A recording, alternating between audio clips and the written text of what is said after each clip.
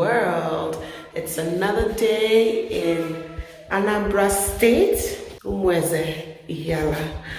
So my uncle stopped by, uncle-in-law stopped by to, sorry the light is really bad, stopped by to bring his books that he wrote. So this is one of them, okay? So this is one of his books. He's outside. So this book is called The Bitter Truth. So my uncle-in-law is here. He brought this book for us to read. And I will actually, I've been reading about it. The book is called The Bitter Truth by Chuba Ohazulike. And this is the one and only. You want to introduce yourself? Yeah. I'm Ohazulike Ambrose Chuba. Yes. From Umweze Ihiala. Yes. And AKA, he used to be a professor. Yes. Retired professor. Retired professor. And he wrote he wrote two books that he's going to show us here. So one of them, as I mentioned, is called The Bitter Truths, which was published in 2015. And this was used for Junior WAEC. Junior WAEC test taken in Anambra State, and Junior WAEC is an exam that must be passed by the students in order to enter the senior high school. Senior high school. I don't know if this is sold on Amazon or even found anywhere on the internet, but if you guys come across it, it's a beautiful book. The book is about a young lady who left school to marry a young man against her mother's advice, and she had a goal for herself, and those goals she just did not want to further her education, and unfortunately, by her not doing so and hurrying to get married, her downfall began in her marriage, and it became very, very difficult for her. So she ended up being employed as a cleaner by her former school daughter. What is a school daughter? Now that is somebody who served the senior students to get orientation in the school, get her parents in the school, teaching her good morals and the school ethics. Okay. So she helps her to adapt. And this was someone that was younger than her, but now became bigger than her in terms of her occupation and wealth, I would assume. Through her education. Through her education. But Adugo did not follow that path. Yes. So now the young girl that she trained has now hired her as a cleaner. So the roles were reversed. Yes. Yeah. So now she faces the risk of losing her job. And she lost it because she had no certificate. No certificate. No certificate. Okay. She lost the job because no certificate. And we came back to what her mother told her, that marriage is not a bed of roses. And that's the moral of the story, right? And the summary of the story is young women, do not rush into marriage, okay? Because it's not a bed of roses. It's better to go into marriage after your education where you have acquired a certificate. And knowledge is power. With knowledge you can move mountains. Unfortunately, Adugo did not listen. So that's a good, very good read. Excellent read, and teaches a lot to young girls out there, especially in this side of the world, of this part of the world. Young ladies don't know, especially when job does not fall on their lap as easily. So what's next? Marriage, but you have to keep trying. Even pick up a apprenticeship. Yes, something that you are good at, whether it's making clothes. You never know, you can even make a good living being a making clothes or designer or self-employed. Anything you can use your hands to do it very well, because you will reap the benefits. So the next book here is Midnight Caller by Ambrose Ohazulike. Yes, the same Ambrose Chuba Ohazulike. So this one, can you tell us about Midnight Caller? Yes, it is about these girls that go after making, mostly on Valentine's Day. Young boys think about Valentine's Day is for making fun and from having some joy, sex-wise. And now this girl here met somebody through, she was selling some components, handset components, and they met 419 people. Didn't know that the keke driver, the tricyclist she entered, was a member of the people who dupe girls, rich girls. So now the girl introduced herself, and the man came with 3 other men to her store, bought things, and then they planned to go and rob her. So the thing started on the 14th of February, on Valentine's Day. Now this man took her for a shopping, after which he invited her to a hotel. But the girl refused. She refused? She refused. I told him that even if it's for love, Valentine's Day is for love. It's not in the same way that the man understood it and refused to go. But the man had bought her expensive things in the shop and then made a plan to go and steal it. Oh no.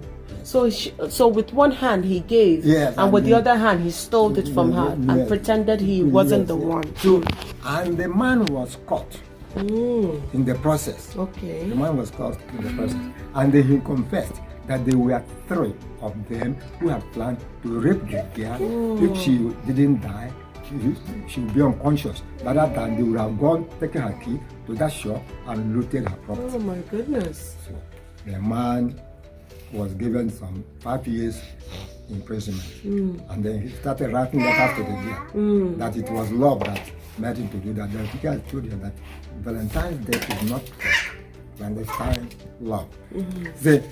The girl began to tell her friends to listen to their parents. Because when this man was calling her every night during midnight, the mother was warning her that who this man that distorts you from sleep? Who is that? So be careful. And the girl became wise. And he said, if it were not for the mother, she would have followed that man to his slaughterhouse like a sheep.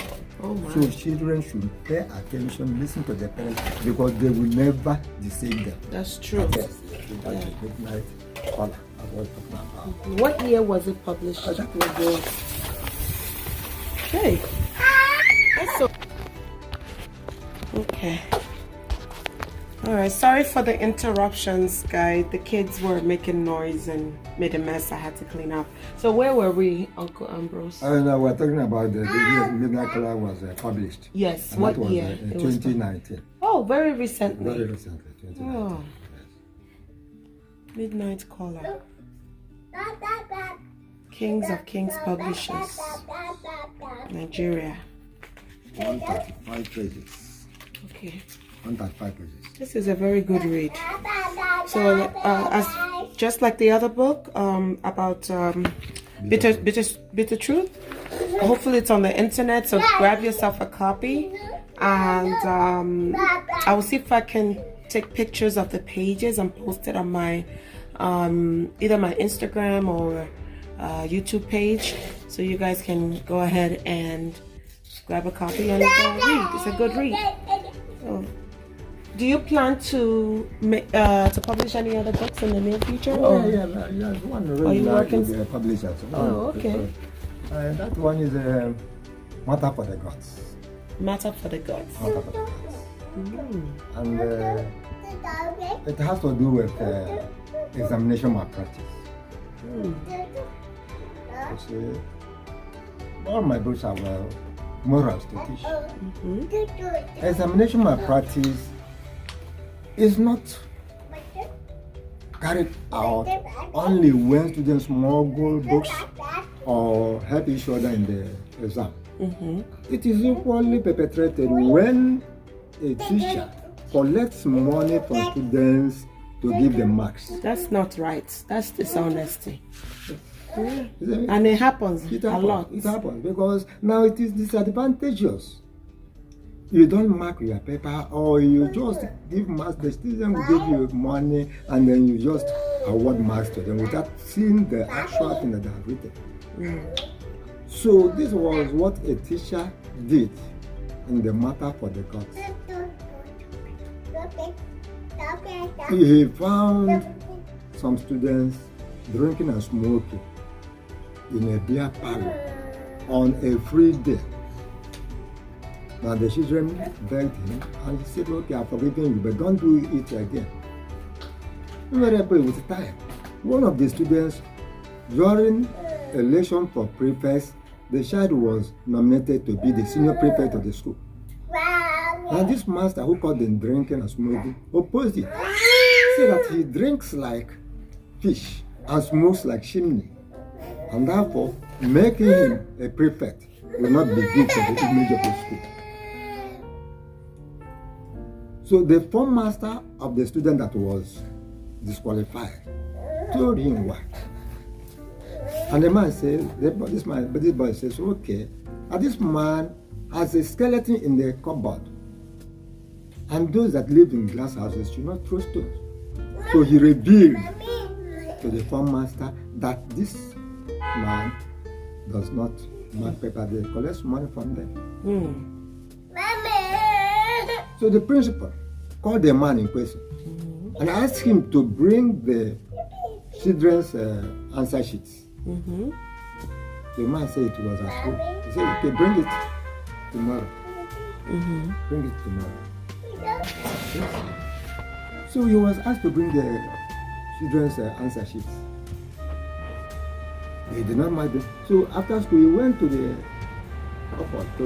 drawer, collected the sheets, put them in a bag, and left for home, confused. So his mind was not where he was going. So while coming to the crossroad, he did not observe the traffic rule. Look left, look right, look left again before you cross. So he just jumped into the highway, and then a speedy car knocked him up and killed him. Killed him. Oh no. The papers fell into the bush. Now, on his funeral day, this boy, the man that accused him of not marking the paper, ran mad. There was the school had a cultural group. That's good. And then after the display, they went into their dressing room to relax. And the flutist, brought out something and gave to him to smoke. He didn't know it was Indian hand. So he didn't know it was Indian hand. And they smoked it. And remember what the deceased told them, that he would deal personally with any one of them who found against smoking. The bunch of pepper that fell into the bush, a man cutting the bush for planting, saw the heap of pepper, brought it up, it was sodden and ant-eaten. Then he brought all that rubbish, heaped on it, set fire on it. So there was no evidence.